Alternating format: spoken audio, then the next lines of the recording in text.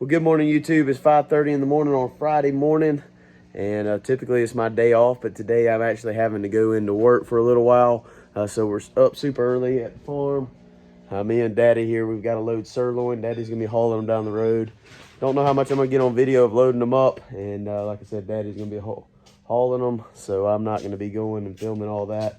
But we're probably just gonna tie all this into one video. Whenever we get the meat back, we can discuss about how much we got back, what we got, and basically how much we paid per pound. But he's already called up. The trailer's already backed up to the pen. Did all that yesterday afternoon. So we'll walk back there and see if we can get them loaded up this morning. Daddy's gonna go ahead and back up the trailer. It's a muddy mess in this little catch pen, but we already got sirloin called up over there. We got a little bit of a flag. I set up these two panels yesterday. Basically my hope is to get him into this little area. Whenever he kind of gets his head towards the towards the trailer here, we'll close this panel over and butt it up against our gate, and hopefully he's just gonna go straight in there. We'll see. We're gonna. All right, it's good. We're gonna try not to get him too worked up. Take it nice and slow. I'm hoping he can make that jump. We do have a pretty tall trailer, and he does have that injury to his front right leg, so we'll see if he can make that jump.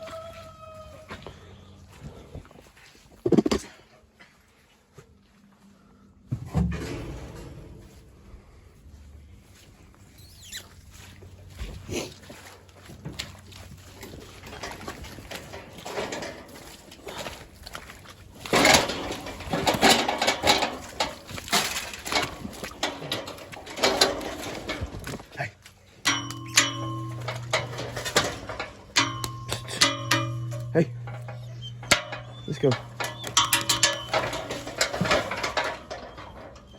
You got it, bud. Come on. Come on. Well, that did not go as planned. It took a whole lot longer. It took about 15 minutes to get them loaded up. He got to the back of the trailer and just would not make that step. That horse trailer is a super high trailer. Even horses sometimes don't like to get on that trailer. I'd love to get another trailer one day, but it's not in the cards right now. But we did get him loaded up. Ended up having to go in the chute with him and putting my shoulder under his rear end and basically army crawling him in there. And I can't believe it worked, but it did. Got him in there. I'm super muddy. Got cow crap all over me, so I need to clean up. I got to get to work. Got to work on my day off, but it is what it is. Daddy's going to hit the road with sirloin here in about 30 minutes. Get them to the processor, get them dropped off. We should have the meat back in about 2 weeks.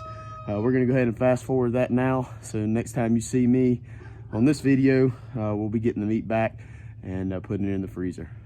So for you, it's been just a couple seconds, but for me, it's been 4 weeks since we took sirloin to the processor. Got the call about 3 days ago that he is ready. Finally have time to make our about 45-minute drive this morning to pick up our meat. It's all gonna be frozen in boxes. We're just gonna throw it in the back of the truck, bring it back here. Once we get back here, I'm gonna spread it all out on the table. We're gonna talk about all the cuts that we got, and we're gonna talk about price per pound and all that good stuff, and just see how much money we saved off of growing our own steer, and talk about some of the benefits and the cons, and then we're gonna put them in the freezer and hopefully enjoy them all year long. So let's hit the road and go pick up sirloin. Look pretty good though. We sold maybe 16 pounds. Yeah, we still got hamburger from last year.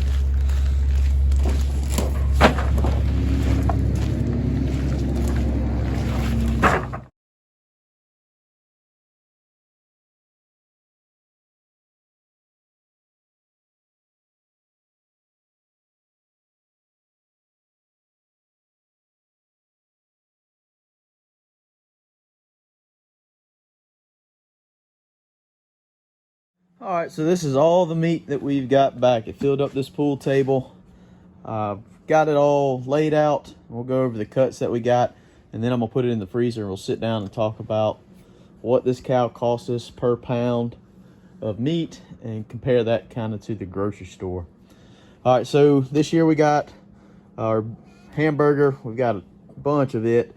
It's a 80-20 mix, 20% fat, 80% beef. This year we got it in 2-pound tubes.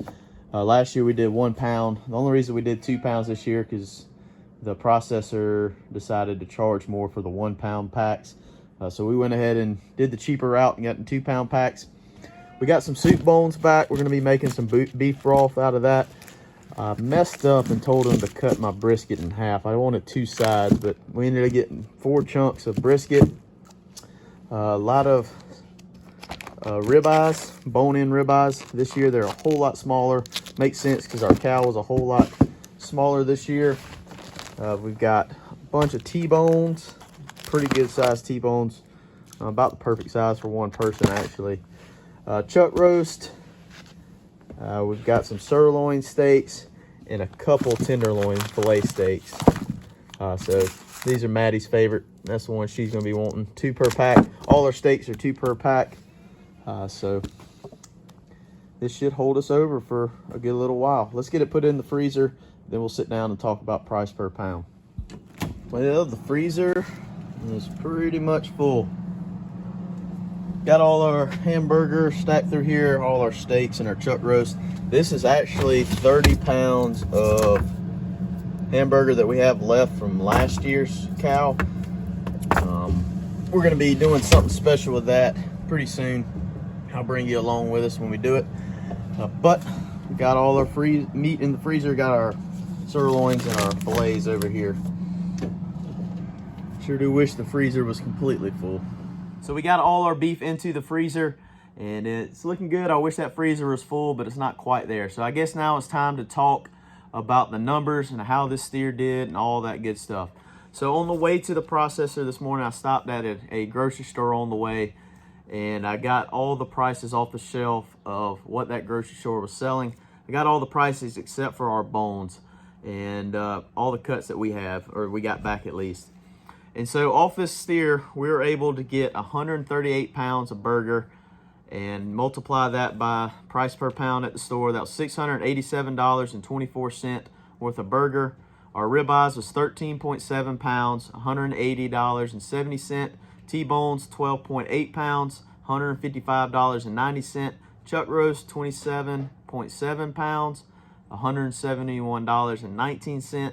Sirloin, 5.42 pounds, $44.39. Filet mignon, 1.5 pounds, $31.23. Brisket, 7.67 pounds, $41.49. And soup bones, they didn't have soup bones at the grocery store, so I didn't get a price. But we had 4.5 pounds of that. That totals out to 211.5 pounds of meat. All our steaks are bone in, as far as our T-bones and our ribeyes and our chuck roast and everything. So some of that weight is bones. But take that off of what the hanging weight was. Our hanging weight was 387.3 pounds. That means they got rid of a good bit of bones. I wish I could have got those back. But I guess they don't save all those, like the leg bones and all that stuff. I was hoping to get all that back. I just got a pack of the bone. That would have lowered our overall price per pound. But it is what it is. So if I take the 387.3 pounds for its hanging weight, and I use the equation that your hanging weight is about 60% of your live weight, he should have weighed right at about 645, 650 pounds. A lot smaller than what we wanted. We want a steer about 1,000 pounds when we take him to the processor. But this steer, he would not really eat that well. He got injured early on, so he'd come, eat a little bit of grain, and go lay back under a tree. During the summertime when we had a lot of grass and good stuff for him to eat, he was just laying under a tree and not eating. So he didn't really grow that well, and that cost us here in a second. I'll show you. So altogether, you know, to raise this calf, we bought this calf for $700 back last spring, late spring. We bought 2 tons of feed for this steer, and half of that was fed to the goats during our kidding creek feeding our goats. We just buy the same feed and feed them.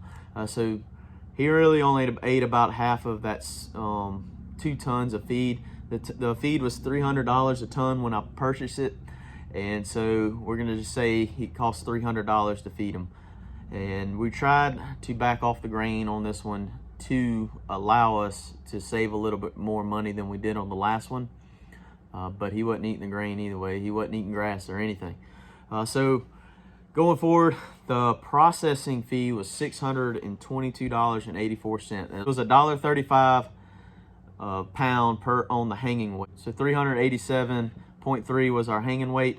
Multiply that by $1.35 is where we got our 622. It actually came out to 522, but there's a $100 processing fee to dispatch the animal, and to clean the animal is $100. So all together out 622.84.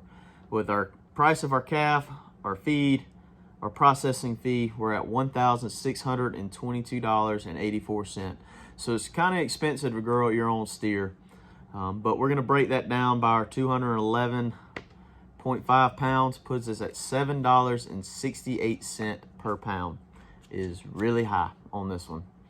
Not really happy with that at all.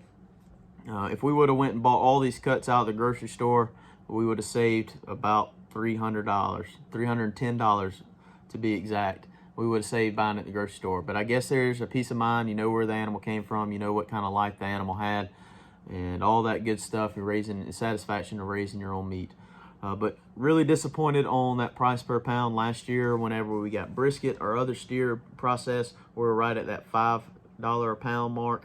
I was hoping to hit that, if not a little bit lower. Going forward, if we're ever going to get where we're selling wholes and halves, we've got to get that price lower.